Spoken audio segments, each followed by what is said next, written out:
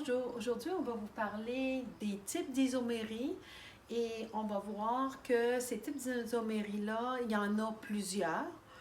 Donc, quand on veut voir si une molécule peut faire de l'isomérie, qu'est-ce qu'on doit regarder premièrement? C'est la différence entre les formules moléculaires. Si deux molécules ont des formules moléculaires différentes, alors on parle automatiquement de molécules qui sont différentes et on ne cherche plus d'isomérie entre les deux molécules. Mais si nos formules moléculaires sont identiques, alors là, il faut porter une attention un petit peu plus particulière à leurs formules semi-développées ou développées, si elles sont pareilles ou si elles sont différentes. Puis, si elles sont pareilles, il faudrait regarder aussi les formules dans l'espace en perspective. Si les molécules ont des différences lorsqu'on les regarde en perspective, on va parler d'isomérie. Donc, si on va un petit peu plus en détail, vous avez à la page 173 de votre manuel l'organigramme que j'ai ici. Donc, c'est un petit peu de misère à le voir à cause de la couleur bleue sur la vidéo. Vous pouvez toujours suivre à l'aide de votre manuel. Donc, on a deux molécules organiques. Première chose, on regarde, est-ce qu'ils ont la même formule moléculaire? Si la réponse est non, ils n'ont pas la même formule moléculaire, on parle de deux molécules complètement différentes. Donc, dans ce temps-là, on oublie l'isomérie. Si par contre, elles ont la même formule moléculaire, on va se poser la question, est-ce qu'elles sont superposables? Si elles sont superposables, ça veut dire qu'on a des molécules identiques. Je vous montre.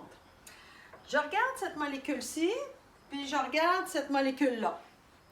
À prime abord, la première chose qu'on fait, on regarde est-ce qu'elles ont la même formule moléculaire. Oui, elles ont la même formule moléculaire, chacune de boule rouge, chacune de boule noire, chacune de boule verte et chacune de boule jaune.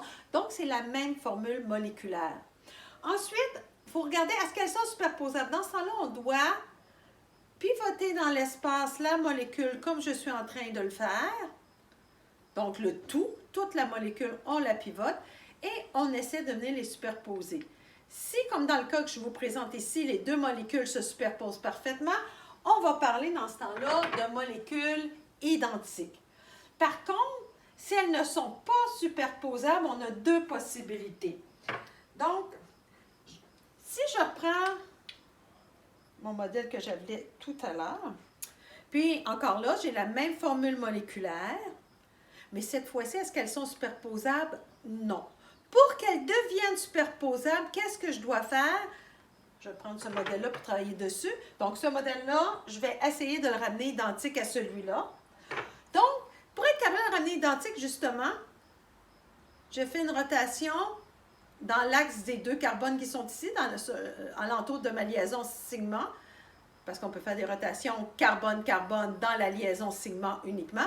Et comme je suis capable, par une simple rotation carbone-carbone, de retrouver deux molécules parfaitement superposables, alors on va parler cette fois-ci de conformères. Par contre, je change mes modèles. Cette fois-ci, j'ai encore la même formule moléculaire. Une boule noire, une boule orange, une boule verte, une boule jaune puis une boule rouge. La même formule moléculaire. Mais est-ce qu'elles sont superposables cette fois-ci? Si j'enligne ma boule rouge puis ma boule jaune, ensemble, on s'aperçoit que la boule orange et la boule verte sont inversées. Elles sont non superposables. Est-ce que je peux faire des rotations cette fois-ci carbone-carbone? Non, parce que j'ai seulement un carbone, donc ça ne se fait pas. Si j'avais une molécule comme tout à l'heure, j'aurais pu faire des rotations carbone-carbone pour voir s'ils étaient superposables. Et quand on arrive à la conclusion qu'elles sont non superposables, c'est dans ce cas-ci qu'on va faire de l'isomérie. Il y a deux types d'isomérie, les isoméries de structure et les stéréoisomères. Les isoméries de structure, on va voir les différences lorsqu'on va regarder les connexions entre les différents atomes sur la formule semi-développée. Par contre, quand on arrive avec la stéréoisomérie, là, cette fois-ci, quand on regardait les connexions sur la formule semi-développée, on va voir qu'ils ont exactement les mêmes connexions. Donc, on a l'impression qu'encore une fois, qu'on parle de molécules identiques. Sauf que lorsqu'on va les dessiner en perspective, c'est-à-dire en 3 dimensions, on va s'apercevoir que les molécules ne sont non superposables. Et dans ces cas-là, on va parler d'isomères géométriques ou d'isomères optiques. Donc, la première type d'isomère qu'on va voir aujourd'hui, ce sont les isomères de structure.